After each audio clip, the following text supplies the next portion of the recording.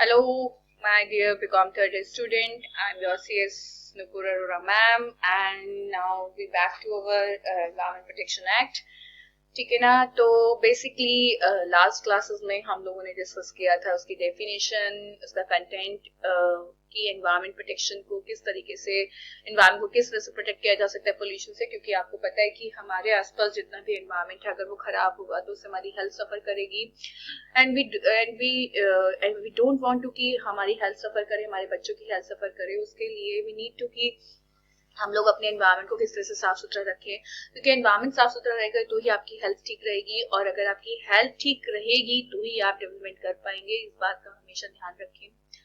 तो यही है कि सबसे पहले आप लोगों के लिए जानना बहुत जरूरी है sources and causes for the pollution. ठीक है, बेसिकली जो पोल्यूशन फैलाते हैं वो है कंबस्टन, कंस्ट्रक्शन, माइनिंग। क्योंकि कंस्ट्रक्शन से तो आपको हर तरह का, क्योंकि जब कंस्ट्रक्ट होता है तो बहुत सारी ऐसी क्या कहते हैं चीजें आपकी इस्तेमाल होती हैं, उससे आपका वाटर पोल्यूशन भी होता है, एयर पोल्यूशन भी होता है, माइनिंग है, माइनिंग से भी पोल्यूशन होता है, एग्रीकल्चर है, एग्रीकल्चर, केमिकल प्लांट्स तो डेफिनेटली ये तो पोल्यूशन फैलाते हैं, air pollution, coal fired power plants, oil refineries, ठीक है, पेट्रोकेमिकल प्लांट, क्योंकि ऑयल रिफाइनरी समुद्र में होती है तो वाटर पोल्यूशन होता है, पेट्रोकेमिकल प्लांट्स, न्यूक्लियर वेस्ट तो आपको पता ही है कि वो तो सीधा आपके एयर को ही क्या करता है, अफेक्ट करता है। लार्ज लाइफ स्टॉक फार्म्स, बिल्कुल सही बात है, इनकी जो डेड बॉडीज होती है, dairy cows, pigs, poultry farm वगैरह, इन सबका बहुत गंदा प्रभाव पड़ता है हमारे एनवायरमेंट के ऊपर। पीवीसी फैक्ट्री, प्लास्टिक तो आपको पता है कि प्लास्टिक को तो वैसे ही जो गवर्नमेंट है वो बैन करने वाली है। तो अल्टीमेटली ये सारे सोर्सेज हैं किसके, पोल्यूशन के।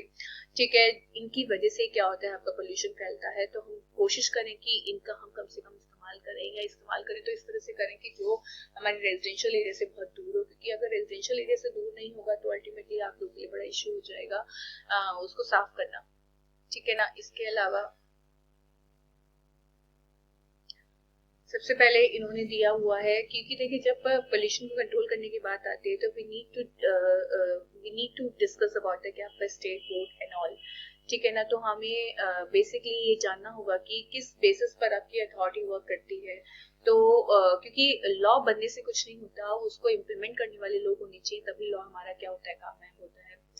तो उसके लिए इन्होंने बताया कि स्टेट बोर्ड सबसे इम्पोर्टेंट है, आपका स्टेट बोर्ड, क्योंकि चाहे लॉ आपका सेंट्रल बेसिस पर बने, ठीक है, पर वो प्रॉपर तरीके से वर्क करता है स्टेट लेवल पर। स्टेट लेवल पर इसलिए वर्क करता है क्योंकि स्टेट को पता है कि उसकी क्या कहते हैं स्टेट में क्या हो रहा है, किस तरह से उसके स्टेट के अंदर से गंदगी को खत्म किया जा सकता है। तो बेसिकली स्टेट बोर्ड के अंदर आपका देखो उन्होंने मेंशन कर रखा है chairman, representative of the state government, जिसमें स्टेट गवर्नमेंट के रिप्रेजेंटेटिव होते हैं, जिसमें 5 से ज्यादा नहीं होने चाहिए। रिप्रेजेंटेटिव और लोकल बॉडी, जो हमारी लोकल बॉडीज वगैरह होती हैं, म्यूनिसिपैलिटी एंड ऑल, तो इसमें 5 से ज्यादा नहीं होनी चाहिए। Representative of companies, corporation on control and manage by the, बिल्कुल सही बात है, क्योंकि इनके रिप्रेजेंटेटिव भी होने जरूरी है, क्योंकि सीधा से सीधा ये तो पूरा का पूरा ठीक रख इसके ऊपर फोड़ते हैं, आपका जो कौन होती है कंपनीज होती हैं उनके ऊपर फोड़ते हैं। तो अल्टीमेटली आपकी कंपनीज के रिप्रेजेंटेटिव भी होने चाहिए जो उनके पक्ष में बोले। representative having interest of agriculture, fishery, industry or trade not exceeding 3, बिल्कुल सही बात है। And the member secretary full time possessing qualification, knowledge and experience of scientific, engineering or management aspect of pollution control। ठीक है ना। इसके अलावा क्या कहते हैं आपका सेंट्रल बोर्ड, बिल्कुल सही बात है, क्योंकि देखिए सीधी सी बात है, state board is not sufficient to क्या आपका implement the rule of the क्या आपका सेंट्रल गवर्नमेंट, ठीक है, या फिर द सेंट्रल लॉ। तो उसके लिए आपका स्टेट बोर्ड लेवल जितना अपने लेवल पर काम कर सकता है वो काम करे, पर उसका जो हब है वो बेसिकली आपका सेंट्रल बोर्ड है।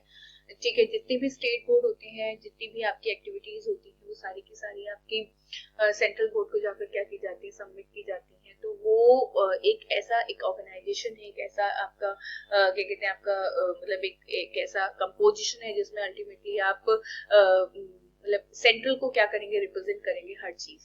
ठीक है ना। तो मतलब एक तरह से वही कहना कि एक कंप्यूटर होता है जिसके अंदर सारे कंप्यूटर की क्या होती है, कमांड होती है। तो बेसिकली स्टेट बोर्ड वो सारे कंप्यूटर हैं जो अलग अलग वर्क कर रहे हैं, बट उनको कमांड करने वाला क्या है, सेंट्रल बोर्ड है। क्योंकि कोई भी अगर स्टेट बोर्ड के रिगार्डिंग में कोई भी चीज होगी तो वो किस पर, कहाँ पर आके सबमिट होगी, आपके सेंट्रल बोर्ड पर। तो वही है representative of the central government, representative of state government, representative of companies, corporation of control of management, representative of interest of agriculture, fishery, industry, वही सेम ही है बिल्कुल, जो इसका बोर्ड है वो पूरे स्टेट बोर्ड जैसा ही है, बट यहाँ सेंट्रल लेवल पर क्या होंगे, आपके लोग होंगे इसके अलावा मेरे बच्चों ऑफिसर्स की बिल्कुल सही बात है, स्टेट बोर्ड और सेंट्रल बोर्ड बनाने के अलावा कंपनी क्या करती है, जो इसकी जो सरकार है हमारी, जो क्या कहते हैं प्रोटेक्शन एक्ट की अथॉरिटी है, सेंट्रल गवर्नमेंट है बेसिकली, क्योंकि देखिए चाहे भले ही लॉ आपके पार्लियामेंट में बनते हैं, बट जो कंट्रोलिंग अथॉरिटी होती है उसको पावर मिलती है क्या करने के लिए, सारे लॉ को इम्प्लीमेंट करने की। तो सारे लॉ क्या किए गए हैं आपके, इम्प्लीमेंट किए गए हैं ऑफिसर्स के द्वारा। तो वही है, वो ऑफिसर्स कौन अपॉइंट करते हैं, आपके सेंट्रल गवर्नमेंट अपॉइंट करते हैं। तो सेंट्रल गवर्नमेंट में अपॉइंट ऑफिसर्स विद द क्या designation as fit for the purpose of this act and may entrust to them such of the power function this act is made deemed fit। ठीक है ना। इसके अलावा क्या कहते हैं आपका पावर ऑफ द सीजी, बिल्कुल सही बात है। सबसे इम्पोर्टेंट है कि जो सीजी है उसकी क्या क्या पावर्स हैं, क्योंकि हमें ये भी बहुत जरूरी है जानना कि एग्जैक्टली सेंट्रल गवर्नमेंट किस लेवल पर काम करता है अपने एनवायरमेंट को प्रोटेक्ट करने के लिए, हमारी कंट्री के एनवायरमेंट को प्रोटेक्ट करने के लिए, क्योंकि कंट्री का एनवायरमेंट प्रोटेक्ट होना बहुत जरूरी है। क्योंकि अगर वो ठीक नहीं होगा तो अल्टीमेटली हमारे लिए क्या हो जाएगा, इशू हो जाएगा उस चीज का। तो सीजी बेसिकली उसके पास पावर है कि हमारा एनवायरमेंट की क्वालिटी, हर स्टेट को ये बताता है कि एग्जैक्टली एनवायरमेंट की क्वालिटी क्या होनी चाहिए, हर एस्पेक्ट के हिसाब से, वेरियस एस्पेक्ट के हिसाब से उसके स्टैंडर्ड्स बताता है। Planning and execution of a nationwide programme for the prevention control abatement of environmental pollution, बिल्कुल सही बात है। उसके हिसाब से आपकी प्लानिंग होती है, एग्जीक्यूशन होता है nationwide programme for the prevention control abatement of environmental pollution. Laying down standard for the emission of discharge of environmental pollutant from the resources, बिल्कुल सही बात है। एनवायरमेंटल पोल्यूटेंट, ठीक है, आपके क्या किए जाते हैं ना, laying down standard for the emission और discharge of environmental pollutant from the resources. Restriction of area, बिल्कुल सही बात है। फिर उसके बाद क्या किया जाता है, रिस्ट्रिक्ट किया जाता है एरिया कि एग्जैक्टली भाई इस एरिया तक आपका क्या नहीं होगा, फैक्ट्रीज वगैरह डिसाइड नहीं की जाएंगी, ये एरिया आपका क्या है, बिल्कुल क्या कहते हैं रिस्ट्रिक्टेड है कि यहाँ पे कोई फैक्ट्री नहीं होगी, यहाँ रेजिडेंशियल एरिया। तभी तो आपने देखा होगा 1991 जो इंडस्ट्रियल पॉलिसी बनी हुई है उसके हिसाब से आपका 25 किलोमीटर दूर होनी चाहिए कोई भी फैक्ट्री रेजिडेंशियल एरिया से। क्योंकि देखिए ठीक है, जो एरिया होता है जहाँ पर आपकी फैक्ट्रीज होती है, ठीक है, वो मतलब अगर 25 किलोमीटर दूर होती है तो अल्टीमेटली अगर वहाँ का एनवायरमेंट क्या होता है, खराब होता है, तो वो कहाँ तक नहीं पहुँच पाता, आपका जो इंडस्ट्रियल एरिया वो रेजिडेंशियल एरिया वहाँ तक नहीं पहुँच पाता। लिंक डाउन प्रोसीजर से इफाद पर हैंडलिंग ऑफ हजारस सब्सटेंस, ठीक है। इसके अलावा examination of the manufacturing process material substance which are likely to cause environmental pollution, बिल्कुल सही बात है। हमारे पास जो हमने ऑफिस की बात की थी वो इंस्पेक्टिंग ऑफिसर्स वगैरह जिनके पास पूरी पावर होती है कि वो एक ऐसी इंडस्ट्री वगैरह जहाँ पर इस तरह की मैन्युफैक्चरिंग वगैरह होती है वहाँ पर जाकर एग्जामिन कर सकते हैं। इनफैक्ट सैंपल को भी क्या कर सकते हैं, ले सकते हैं उसकी टेस्टिंग के लिए कि पता चल जाए कि एग्जैक्टली जो कंपनी है उसके अंदर उतना एमिशन डिस्चार्ज तो नहीं हो रहा है जो अल्टीमेटली एनवायरमेंट को क्या करे, पोल्यूट करे। प्रीमाइसेस को इंस्पेक्ट कर सकते हैं, प्लांट को, इक्विपमेंट को, कि जितने भी प्लांट होते हैं उसके अंदर एक चिमनी लगी हुई है जो अल्टीमेटली जितने भी हजार्डस सब्सटेंस होते हैं उनको वहीं पर ही बर्स्ट कर देती है, ठीक है। तो अगर वो चिमनी, अपन उस चिमनी का ही रोल है कि वो चिमनी आपकी समय समय पर क्या की जाती है, आपकी चेंज की जाती है, ठीक है, क्योंकि चिमनी का एक लाइफ टाइम होती है, लाइफ एक्सपायरी होती है कि इसके बाद ही क्या होगा, वो बर्स्ट करना बंद कर देगी, ठीक है ना। तो इसी वजह से उसको चेक करने की जिम्मेदारी होती है कि भाई इन्होंने पुरानी चिमनी तो नहीं लगा रखी है।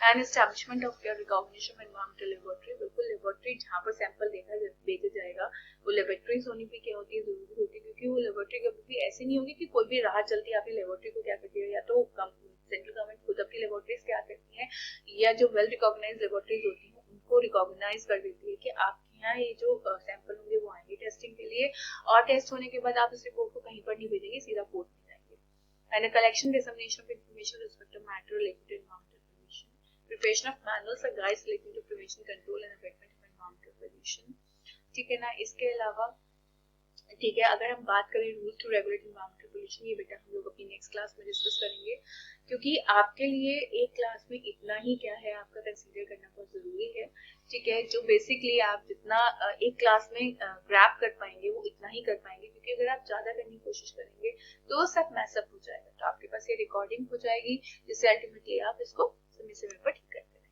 ठीक है ना मेरे बच्चों। इसके साथ ही हम लोग अपनी इस क्लास को खत्म करते हैं, और मैं आप लोगों को भी ये बोलूंगी जिसमें सेकेंडरी स्टूडेंट को बोलती हूँ, प्लीज यू शुड क्या आपका वॉच द वीडियो, ठीक है, and you having any query regarding the video तो प्लीज कॉन्टेक्ट मी, ठीक है। You have my WhatsApp number, तो you can directly contact on my WhatsApp number, or if you have any query regarding any topic you can discuss with me on Zoom class।